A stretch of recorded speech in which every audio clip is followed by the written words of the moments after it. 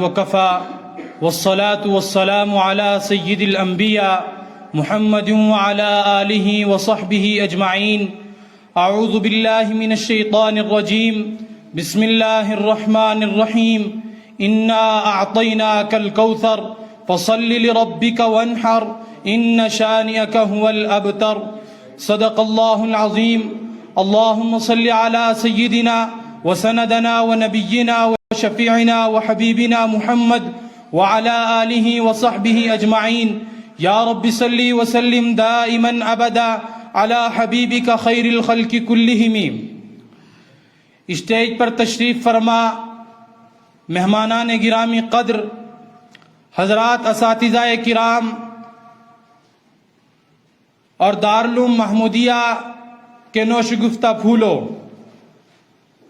اللہ رب العزت نے اپنے کلام پاک کے اندر اور اپنے احکامات کے اندر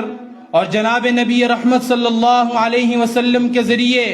جتنے احکامات نازل فرمائے، ان احکامات کے کچھ مقاصد ہیں. ان مقاصد کو مقاصد شریعت کہا جاتا ہے کہ انسان کی نسل کی حفاظت ہو، انسان کے دین کی حفاظت ہو،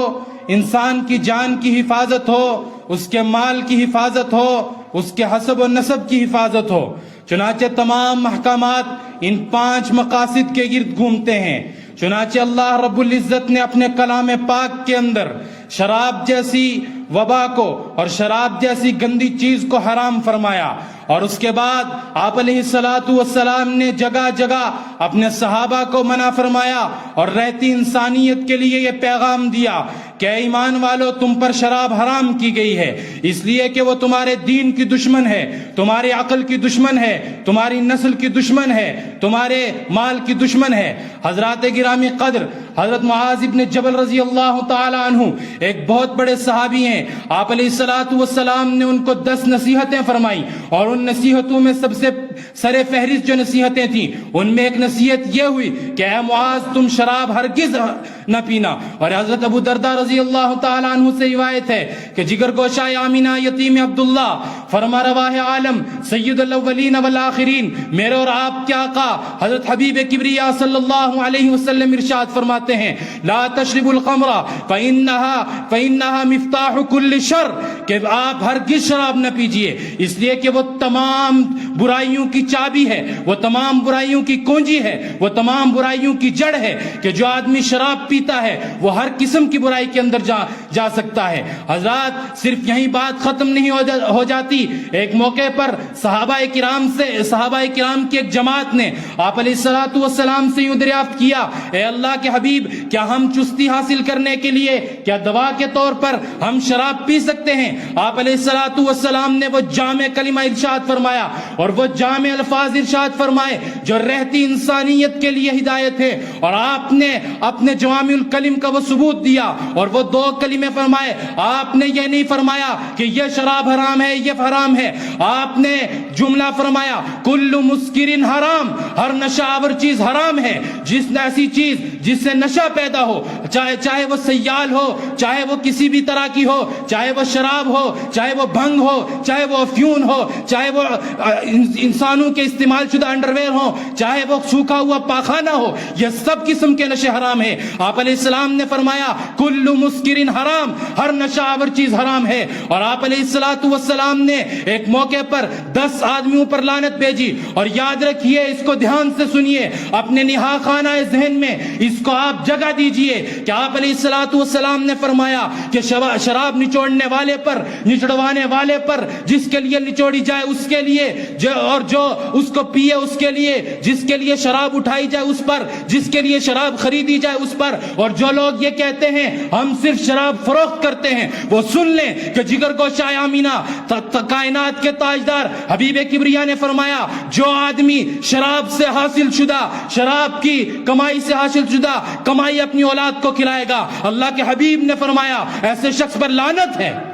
حضرات گرامی قدر، شراب کے کیا کیا نقصانات ہیں، میں اپنی بات کو کنارے پر پہنچاتے ہوئے آپ کے سامنے ایک واقعہ ذکر کرتا ہوں۔ پڑوسی ملک کے ایک بہت بڑے رائٹر نے اپنی ایک کتاب کے اندر ایک واقعہ لکھا، اور اس نے عرب کنٹریز کے اندر کسی ایک فیملی کا واقعہ لکھتے ہوئے کہا کہ ایک فیملی ہے جو ایک خوشحال گھرانہ ہے، اور ان کے پاس تمام تر آرائش کے سامان موجود ہیں، وہ یہاں تک کہ اس فیملی کے اندر ایک والد موجود ہے، اس کی ماں موجود ہے، ان کا ایک اکلوتا بیٹا موجود ہے، اور اس بیٹے کے ساتھ اس کی ایک بہن موجود ہے، اور یہ بیٹے کے آگے کی امنگیں یہ ہیں، اس کے ارمان یہ ہیں کہ وہ انجینئرنگ کرے گا، اس کی بیٹی کی امنگیں یہ ہیں کہ وہ بیٹی کہتی ہے میں پی ایچ ڈی کروں گی، اور باپ ایک خوشحال گھرانے سے تعلق رکھتے ہیں۔ ایک دن وہ نوجوان جو اپنے ماں باپ کے ساتھ رہتا تھا، جس کے پاس کار کوٹیاں تھیں، وہ نوجوان وہاں گھر میں بیٹھا ہوتا ہے اور اپنے دوستوں کی جانب جاتا ہے۔ رات کے آخری پہر میں یا شروع کے پہر میں یا دوسرے پہر میں نوجوان کہتے ہیں، اس نوجوان کے دوست اسے بلاتے ہیں، وہ نوجوان ان سے گفتگو کرتا ہے، اور نوجوان کے دوست اسے تانا دیتے ہوئے کہتے ہیں کیا روزانہ تم اپنے گھر چلے جاتے ہو، آج ایک دن ہمارے ساتھ رکو اور رک کر تم دیکھو کہ کس طرح ہم اپنی شب بتاتے ہیں۔ وہ نوجوان کہتا ہے آج کے لیے میں آپ کے پاس رک جاتا ہوں۔ وہ نوجوان ان لوگوں کے پاس رکتا ہے اور وہ اس کے دوست اسے نشے کی گولی کھلا دیتے ہیں۔ وہ نوجوان بے ہوش ہو جاتا ہے، مدہوش ہو جاتا ہے، صبح تک اسی طرح مدہوشی کی حالت میں رہتا ہے، یہاں تک کہ صبح اٹھتا ہے اور اٹھنے کے بعد اپنے دوستوں کو ڈانٹتے ہوئے کہتا ہے تم نے مجھے رات میں کیا چیز کھلا دی تھی کہ میرا یہ حال ہوا۔ وہ نوجوان اس گناہ سے توبہ کرنے کی کوشش کرتا ہے، لیکن چند ہی لمحے بیتتے ہیں کہ اسے پھر سے طلب ہوتی ہے، پھر سے چاہت ہوتی ہے، اسے اس کی لت پڑنے لگتی ہے۔ وہ کہتا ہے جو گولی آپ نے رات میں مجھے کھلائی تھی اب پھر سے مجھے وہ کھلاؤ۔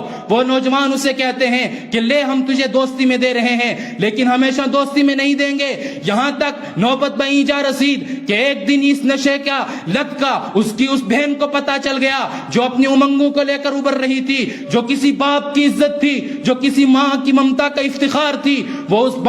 باپ کے پاس وہ آتے ہیں اور کہتے، وہ اس باپ کے پاس آتے، وہ اس بھائی کے پاس جاتی ہے اور بھائی کو کہتی ہے بھائی مجھے سب پتا چل چکا ہے کہ تو کس طرح نشہ کرتا ہے، تو نشہ چھوڑ دے ورنہ میں اپنے رشتہ داروں کو بتاؤں گی، اپنے والدین کو بتاؤں گی۔ وہ بھائی کچھ دن تو صبر کرتا ہے، لیکن ایک دن اس کا صبر کا پیمانہ لبریز ہو جاتا ہے اور وہ بھائی آگے سے کہنے لگتا ہے کہ اے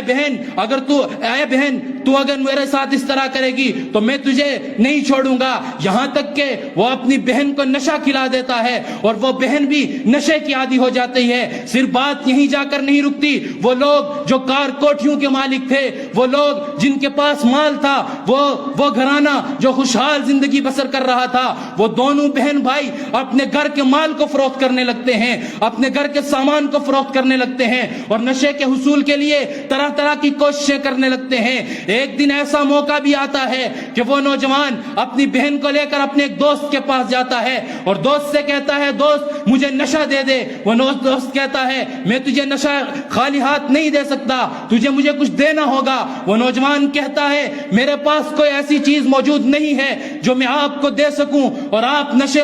مجھے نشہ فراہم کر سکیں۔ وہ کہتا ہے اپنی اس بہن کو ایک رات میرے ساتھ سلا دے۔ آخر اس نوجوان کی غیرت میں جوش آتا ہے اور وہ وہیں اس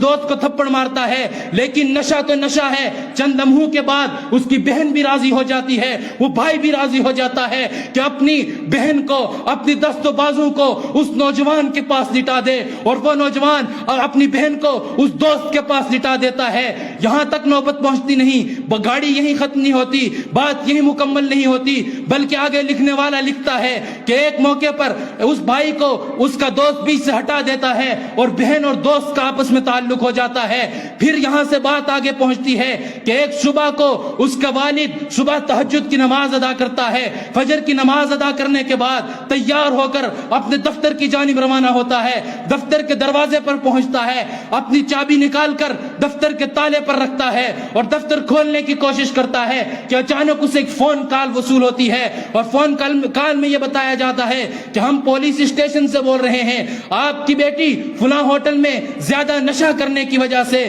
آج انتقال کر گئی ہے۔ باپ اس خبر کو سن کر اس کا دل پھٹ جاتا ہے، وہ اپنے جگر پارے کے متعلق ایسی خبر کیسے سن سکتا ہے؟ وہ وہی ہارٹ اٹیک ہوتا ہے، باپ کا انتقال اسی موقع پر ہو جاتا ہے۔ جب یہ خبر اس نوجوان کے گھر پہنچتی ہے تو اس کی ماں کومے میں چلی جاتی ہے۔ وہ نوجوان کہتا ہے میں نے ہر طرح کی ممکن کوشش کی کہ میں اپنی ماں کو کومے سے نکالوں تاکہ وہ 4 بول سکے، لیکن 20 سال ہو چکے ہیں میری ماں نے میرے ساتھ کوئی گفتگو نہیں کی۔ ایسے بے شمار واقعات ہیں جس کے ذریعے ہم سمجھ سکتے ہیں کہ نشے کے کیا نقصانات ہیں۔ حضرات گرامی قدر، کون نشے سے امت کو بچائے گا؟ نشے سے کون معاشرے کو پاک کرے گا؟ وہ میں اور آپ ہیں، اس لیے کہ نشہ پلا کر گرانا تو سب کو آتا ہے، مزہ تو تب ہے کہ گرتے کو تھام لے ساکی، اور یہ امیدیں آپ ہی سے کی جا سکتی ہیں، اس لیے کہ اسی دھار سے اٹھتی ہے وہ موجے تند دولا بھی نہنگو کے نشے من، جس سے ہوتے ہیں تہو بالا، اور منزل سے بڑھ کے آگے منزل تلاش کر، مل جائے تجھ کو دریا تو سمندر تلاش کر، ہر شیشہ ٹوٹ جاتا ہے پتھر کی چوٹ سے، پتھر ہی ٹوٹ جائے وہ شیشہ تلاش کر۔ وآخر دعوانا الحمدللہ رب العالمین۔